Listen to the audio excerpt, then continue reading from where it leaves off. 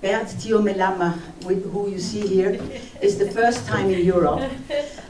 She has been working for 30 years in microcredits in Douala, Cameroon, is an expert. She will tell you a little bit more about herself. And I'm very happy to have somebody really from there. We will hear things from the horse's mouth.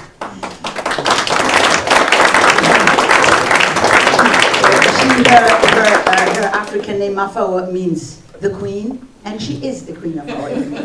And here we have Clemens Gudenhofer, who is a freelance journalist with some experience in writing about sub-Saharan questions, especially in the recent years.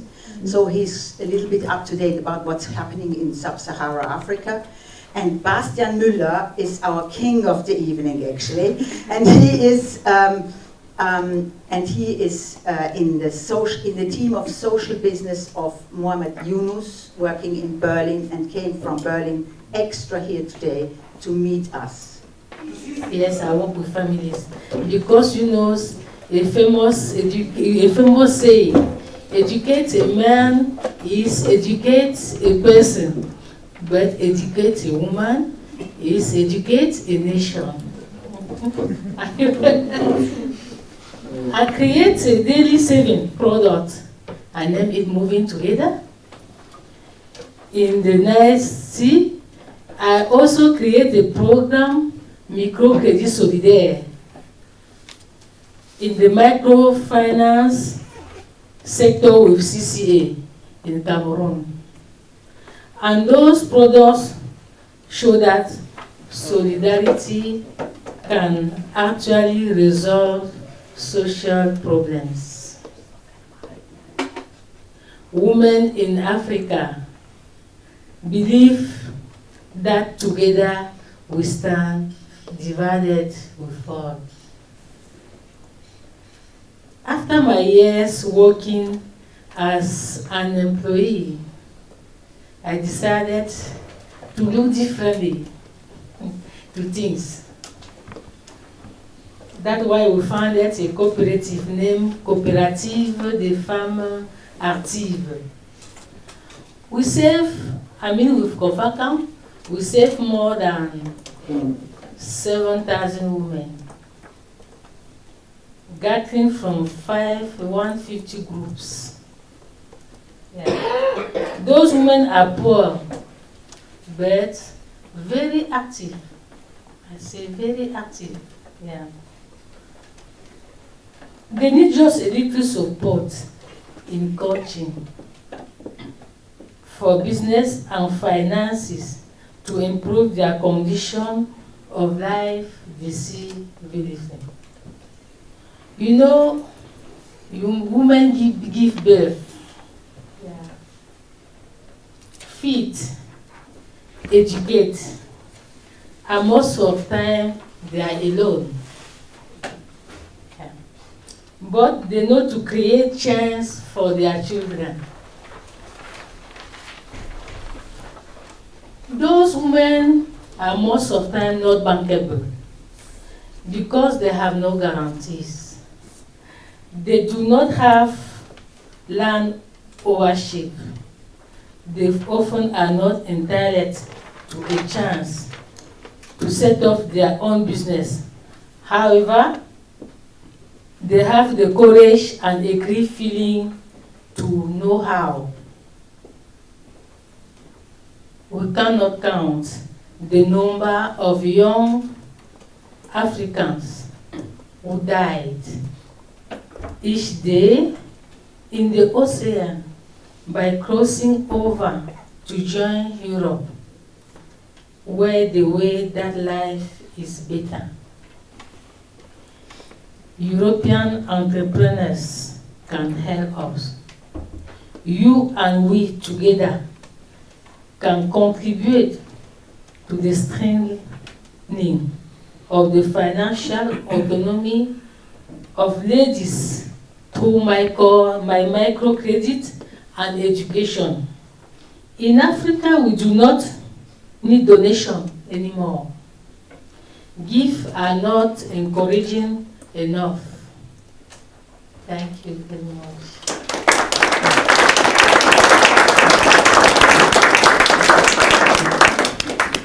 Thank you very much, Bert. Before we discuss the topic of the evening, which is the Marshall Plan with Africa, I would like to ask Bastian Müller, who works for Yunus Social Business, is in charge of partnerships, to give a brief presentation. So I work for Yunus Social Business, and we are co-founded by Professor Mohamed Yunus, who many of you know as the father of microcredits. He is the founder of the Green Bank, won the Peace Nobel Prize for this, and basically has helped over 80 million women in Bangladesh out of poverty. But what many people don't know is actually that the Grameen Bank was just one of the many social businesses that were founded in Bangladesh. So, for example, there are 40 other social businesses, healthcare companies, renewable energy companies, hospitals, and so forth, that all solve a social problem, but with a business model. So many people always ask me, like, how does this go together? Social and business, are the two not really disconnected? On the one hand, you try to make money with business, you make a profit, you make a personal profit for yourself, and then you have a social objective on the other hand, where you try to solve an environmental or a social problem. Are the two not really truly disconnected? We see it very differently. We think it's actually a wonderful combination if you put the two together. You just simply take the objective of a charitable organization solving a social problem, and then you put a business model behind it, and that makes the whole thing much more efficient, because at some point it can stand on its own feet, it generates profits, and it's not dependent on donations anymore, which I think was also one of the points that you touched on. So basically what we do is we go in developing countries. In Africa we work, for example, in Uganda, in Rwanda, in Tunisia, and we look for local social entrepreneurs, inspiring people like Bert, for example, that solve a very, very concrete problem on the ground. And that can be everything. It can be access to healthcare for poor people. It can be also low incomes for smallholder farmers. And we finance these people. So it's a little bit like microfinance, but the stage afterwards. I think one important question is really, like, how will we do things differently now in the next 15 years? And because if we're hoping for different results, we should really think about making things differently. And how can we make sure that these wonderful grassroots initiatives like that Bertha has explained, for example, really get the support they need to build something from the bottom up and to build something from the grassroots level? Because that's really what we need. We need local ideas, we need local initiatives that know the context, that know the culture, that know the market, and that then can grow step by step. And very often, I think the $8 doesn't reach down to that level, because it's kind of stuck at between development ministries, between bilateral organizations. So how can we make sure that it really comes to the people who need it most? And how can we make sure that we are more courageous about what we support and what we fund? Because very often it's not the most innovative or the most courageous projects that get supported or that get funded. It's the projects that are easiest to fund. And why are they easy? Because they're very close to the people that are giving out the money, for example. They're very good in communication work and showing you nice pictures and these kind of things, but they might not be the most courageous and the most effective ones that really have an impact on the ground. Could you give us an example of one recent project of COFACAM? Yes. Yeah. We have the Farm Solidaire. They do agriculture, they make a commercial, they make traders, and they make the élevage. They raise chicken and Yes, pork. and pork, yes. And we give them microcredits about 2 times, and they give all the money back. And their activities grow. I think it's the very, the Farm Solidaire, the good example for us. And we even, it's not the only good example, we also help women in markets, in Douala, Cité des Paniers, we have about, I don't know, 800 of women, and all the 800 women give back the credit. We used to organize them in groups. We don't give the credit woman personally. We give the credits in groups. In groups, yeah. Yes. So we choose a president of the group. At the end of the month, is the president who collect the money of all the group and bring it. Yes. And you know, when we say to the president, if one of you don't give back the money, is all the group is going to be punished. So they try to make their sister pay back the money. And when the group is about 30 women, we don't give the credit to the 30 women at the same time. We give about 5 women. So the rest make the what you call pression. They press you. Yeah. Yes. Group pressure. You do pressure. The main idea of the solidarity credits in sub-Sahara countries, and my experiences in Nigeria and in Cameroon, is to educate women who are very often alone, as well as men, that they need not to live off gifts, neither from their families. The pressure on the men to support their family members is very high. They have to give up gifts all the time, and that kills men very often, especially in their soul. So to stop this giving culture and to start a responsible, independent culture, it needs a long time, and it has been started a long time ago. But we have been successful in these last 7 years, educating the women, especially the women, to say, what I receive as a loan, I give back myself, it's my responsibility, and it's my freedom, it's my dignity. And this was the most precious experience, especially with the group of the Femmes Solidaires, because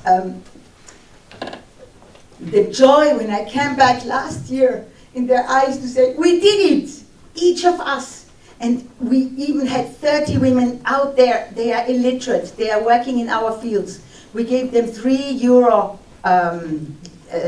loans to give it back in 3 weeks later, to make money with the €3. And these 30 women, 29, have given back the money to us. So one loan makes another one, and it's going down in the social system, and it's really touching even the poorest. It's not that the microcredit is saving, is making lots of bringing out people from poverty, but it helps enormous to respond to the local poverty. And that was the biggest experience. The role of microfinance. Exactly. So the first question, actually microfinance by itself, like only microfinance, doesn't have a super prominent role in the plan. It's more, what has a very prominent role is the access to finance, where microfinance is just one element of it, because the access to finance is it's a much broader problem than just on the microfinance level. And we are very lucky that microfinance has been a success model and has been replicated in many countries, not only in Africa, also in Asia and in Latin America. So there are already many microfinance organizations which are serving people that need small loans, that have small businesses, and that help them to grow on the SME level. But that's not where it ends. Actually, once you have been successful and you were able to start a growing business and you grow out of the microfinance scheme, then you just face the next challenge, because then finally you think, oh no, I have 100,000 revenues per year, I have like 10 employees working for me, the bank will love me. I can now go to the bank and get a credit, but that's not really what's happening, because in many African countries, on the one hand, the interest rates are just outrageous, and they're just crazy. I've been talking, for example, to one of our entrepreneurs in Uganda, and I asked him, oh, so what's the interest rate from the bank that you're getting? And he said 15%. And I said, oh, that's actually not so bad. Like, what are you complaining about? And then he said, that's on a weekly basis. So that is really ruining your business. So it's not only the interest rates. I think one important point that Berta also mentioned is guarantees. If you want to get money from the bank when you're an SME or when you're a small business owner in many African countries, you basically have to put up the same amount of a guarantee or of collateral as the money that you're asking. So if you want to get 100,000, you already have to have a house that is worth 100,000. And so you have to leverage it basically by 100%. And these are small entrepreneurs. It's not that they drive a Mercedes or that they're super rich. It's a family living in those houses. And it's maybe the farmland where they're really growing their vegetables. So if they would lose this and have to give it to the bank, it would be a catastrophe. And many entrepreneurs are just simply not able, and of course they're smart enough not to do this, to really put this up to the bank. And just to give you maybe one or two examples of how much access to finance still is an issue when you want to build one of those grassroots initiatives and when you want to build a small business initiative that really helps people. A few weeks ago, I visited one of our entrepreneurs in Uganda, and he does a very, very simple thing. Like, he lives on an island on Lake Victoria. It's called Busi Island, and basically the island is known for the most delicious pineapples in the whole world, or at least that's what they're saying. I'm sure there are many other islands who would claim the same. So he's already working with over 2,000 farmers on this island, which have been cut off from electricity. They don't have any water, and they have been growing these pineapples for decades. And what they have been doing is they put the pineapples basically on a boat. Then they went to the mainland and they tried to sell the pineapples on the local market to the middlemen. And of course the middlemen are smart. They knew those guys are living on the island. They have to go back in the evening, and they're not going to carry back all the pineapples. So they were like, yeah, no, we will not pay you the price you're asking for it. And so they waited until the evening, once they have to go back, and then they sold the pineapples for just a fraction of what they were actually worth. So they were basically ripping off the farmers. So this entrepreneur that we're working with, what he's doing is, he on the one hand taught the farmers to grow the pineapples in a more efficient way, so he taught the farming technologies, but then he actually said, like, look, why are we selling only fresh produce? It will go bad in a few days, and then you always have to rely on the season. Why are we not drying the fruits? People love dried fruits. So he started to experiment, and he built a fruit drying factory on the island, where they're producing dried pineapple and dried bananas, and they're actually super delicious, and they're all produced in an organic way. And because we in Europe, we love organic fruits, and also in other countries they love organic fruits, he actually managed to find a client. So he had the supply side covered, and he had the demand side covered. He had a big client in Japan, for example, and one client in Germany. So this sounds like a great business model, and he thought, okay, I want to build a second factory now because I have all these contracts coming in. So he went to the first bank and was like, look, that's my business, here are my fruits, try some, I can show you my contracts, can I please have 250,000 for setting up the new factory? And what happened always, he told me, is that the bank managers really diligently sat in the meeting, and they looked very concentrated, but only up to a point when the fruits were finished. And then suddenly they said, so where are you again? I'm on an island, so you have to cross water. Yeah, then we can't really do it. And that happened to him 20 times. He showed me a list of 20 banks that he had visited. And these were all the banks in Uganda at some point. He visited them all, and it was always the same kind of game. They eat the fruits, and then they were like, yeah, but you're working with smallholder farmers that are not educated, and they're disconnected from the grid on this island, and then you're drying the fruits and you're shipping them abroad. And nobody wanted to give him a credit until he, by any chance, ran into us, and he was already super desperate, so he never thought we actually going to give him any money. But at the end of the day, we were convinced by his entrepreneurial spirit and by the business idea, so we financed him. And this was just one example. We work now with over 700 entrepreneurs, not only in Africa, also in many other countries, And it's always the same story. Like the financial system in the countries just doesn't really work. It only gives money to people who already have money. So people that actually need money, they don't get access to any loans, which is kind of a wicked way, because a bank should give money to people that don't have money.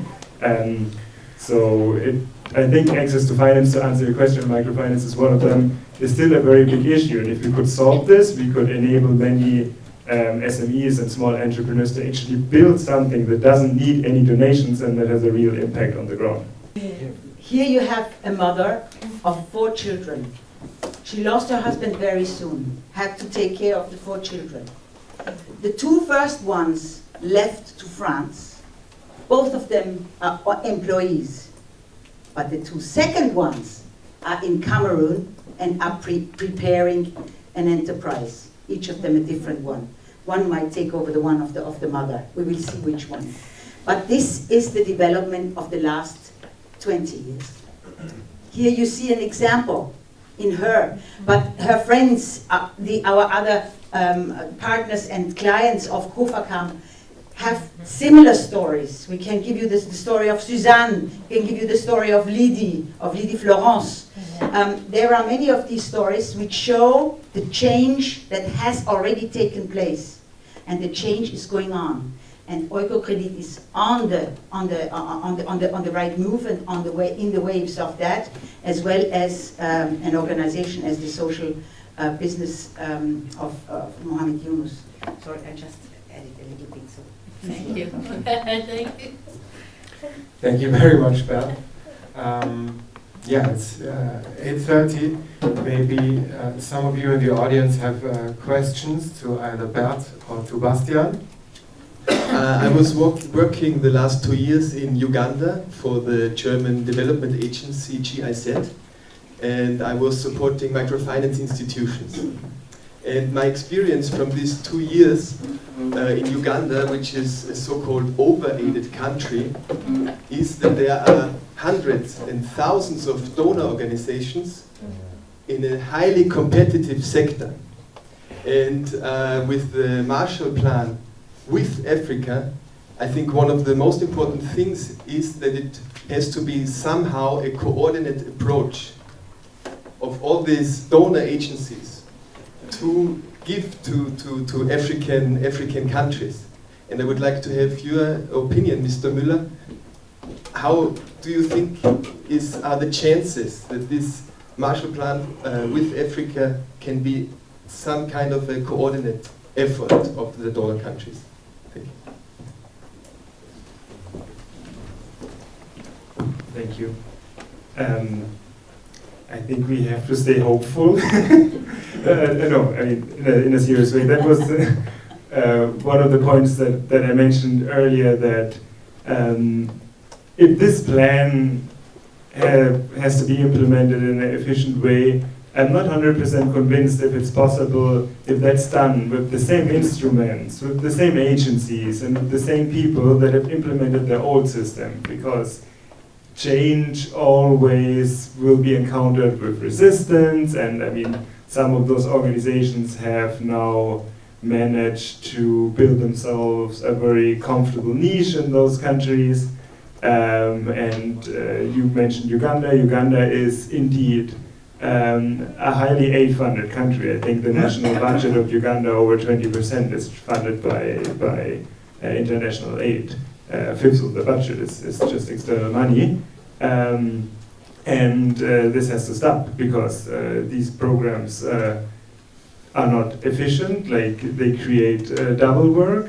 They create incentives to basically set up your organizations and your initiatives in a way that you can always attract more donor money. You become a very professional proposal writer, but you don't become very good in building an organization that can have a revenue stream and that can stand on its own feet. So I think you mentioned a very, very important point. Like, we have to see which initiatives do really create an impact in a sustainable way, and ask hard questions, and look really at the data, and not only at the nice pictures and the nice reports. And there are some there are some structures in the aid system that are inherently wrong. Like, for example, there's a German word, I don't know how to translate it in English, which is called Mittelabflussdruck. Pressure to get rid of the money, I would translate it, which is a very, very bad thing. I mean, I'm sure there are meetings towards the end of the year in some of the development agencies where they look at the budget and they're like, oh, there's still some money lying around, we should have a conference or something. And that's not a very smart way. But so I guess your point is also what can we concretely do about this? I think on the one hand the governments really have to apply some pressure on the implementing organizations and to make sure that they talk to each other, and then we have to look differently at the projects that we are funding, and we have to ask hard questions about data and impact, and we have to spend way more money on evaluating programs to really see if they have achieved any results. And this is, I think, not very popular and should become way more implemented in many of the programs, and then actually make hard decisions. Like if the impact that was projected has not been achieved, there has to be some kind of decision that, okay, either we have to improve something, or we have to change something, or we have to fund something else, even though it might sound like a great project. So yeah, I'm hopeful, but we'll have to see in the next years. And I really think we also have to change the instruments and the agencies that implement the system, because if you do it with the old tools, you're going to get the same results. Bert, do you want to maybe say something to Minister Müller, because we filmed this on YouTube, and he's the driving force behind the Marshallplan with Africa. So what do you want to tell Minister Müller?